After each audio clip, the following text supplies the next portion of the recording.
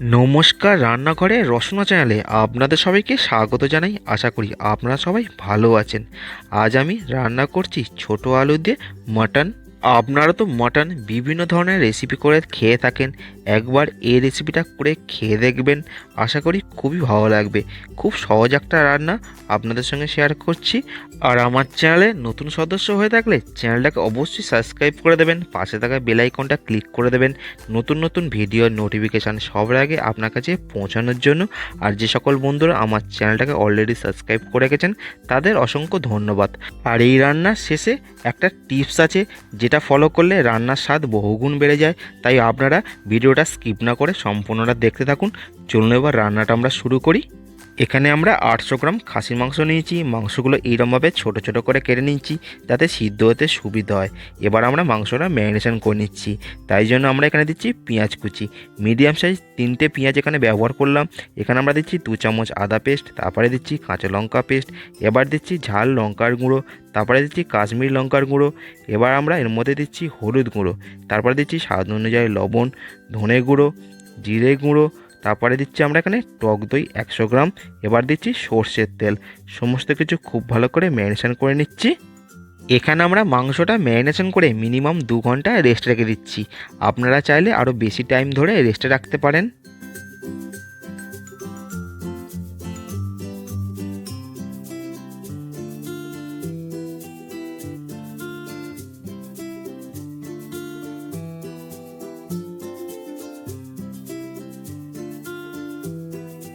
2 ঘন্টা পর ফিরে এলাম। দেখুন আমরা ছোট ছোট আলু নিয়েছি। আলুগুলো এবার লবণ আর হলুদ দিয়ে ম্যারিনেশন করে নিচ্ছি। ম্যারিনেশন করে আমরা 10 মিনিট আলুগুলো রেস্টে রেখে দেবো।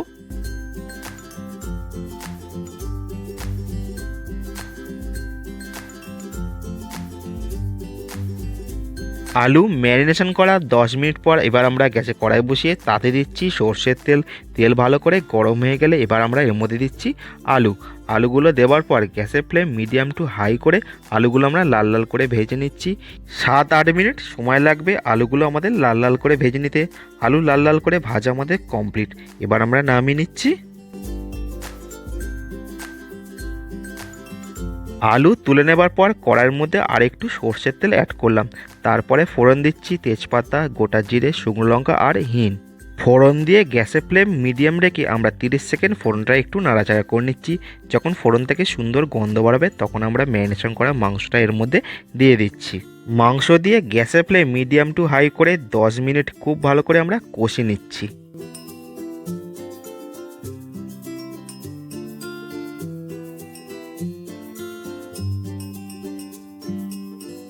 10 মিনিট কষানোর পর গ্যাসের ফ্লেম মিডিয়াম টু লো করে আমরা 5 থেকে 6 মিনিটের জন্য ঢাকা দিয়ে রাখছি।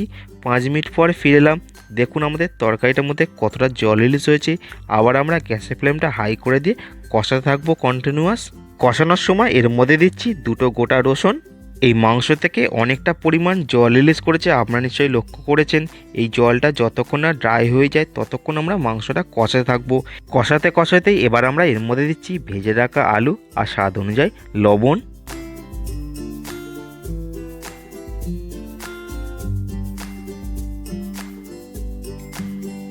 মাংস কষানো প্রায় কমপ্লিট। দেখুন মাংসটা কতটা ড্রাই হয়ে এসছে।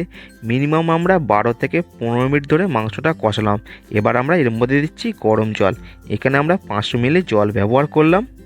এখানে এবার সমস্ত কিছু খুব ভালো করে মিশিয়ে নিয়ে গ্যাসের ফ্লেম মিডিয়াম টু লো করে 40 থেকে 45 মিনিটের জন্য ঢাকা দিয়ে রাখছি। 45 মিনিট পর ফিরে এলাম। এবার আমরা সমস্ত তরকারিটা একটু নাড়াচাড়া করে দিচ্ছি। ভিডিওর শুরুতে আমরা যে টিপসটা দেবো বলেছিলাম তরকারির টেস্ট বাড়ানোর জন্য, সেটাই করছি। তাই জন্য গ্যাসে কড়াই বসিয়ে এবার আমরা এর মধ্যে দিচ্ছি 1 চামচ ঘি ভালো করে মেল্ট হয়ে গেলে এখানে দিচ্ছি 1 চামচ রসুন বাটা। গ্যাসের ফ্লেম লো করে 3 থেকে 4 মিনিট ধরে রসুনটা খুব ভালো করে আমাদের কষিয়ে নিতে হবে। রসুন কষানো কমপ্লিট হয়ে গেল দেখুন আমাদের। এবার আমরা এর মধ্যে দিচ্ছি 1 চামচ গরম মশলা গুঁড়ো। সমস্ত কিছু খুব ভালো করে মিশিয়ে নিয়ে এটা এবার আমরা তরকারির মধ্যে ঢেলে দেবো। ঢেলে দেওয়ার পর গ্যাসের ফ্লেম মিডিয়াম টু লো করে 1 থেকে 2 মিনিট ধরে খুব ভালো করে আমরা মিশিয়ে নিচ্ছি। তারপরে আমরা গ্যাসের ফ্লেম অফ করে দিয়ে ঢাকা দিয়ে রাখবো 10 থেকে 15 মিনিটের জন্য। 10 থেকে 15 মিনিট পর ফিরে এলাম। এবার আমরা মাংসের তরকারিটা সার্ভ করছি। মাংসের তরকারি কালারটা দেখুন কতটা সুন্দর হয়েছে। রেসিপিটা আপনারা বাড়িতে একবার অবশ্যই ট্রাই করবেন। কেমন হলো আমাকে কমেন্ট করে জানাবেন। আর ভিডিওটা আপনাদের কেমন লাগলো, ভালো লাগলে অবশ্যই একটা লাইক করে দেবেন। বন্ধুবান্ধব আত্মীয়স্বজনের মধ্যে বেশি বেশি করে শেয়ার করবেন। আর আমার চ্যানেলে এইরকম ভিডিও দেখতে গেলে চ্যানেলটাকে অবশ্যই সাবস্ক্রাইব করে রাখুন, পাশে থাকা বেল আইকনটা ক্লিক করে রাখুন নতুন নতুন ভিডিওর নোটিফিকেশান সবার আগে আপনার কাছে পৌঁছানোর জন্য। আপনাদের একটা সাবস্ক্রাইব আমাদের অনেক মোটিভেট করে এই রকম রেসিপির ভিডিও নিয়ে আসার জন্য। তো প্লিজ প্লিজ চ্যানেলটাকে সাবস্ক্রাইব করে দিয়ে আমাদের পাশে থাকুন।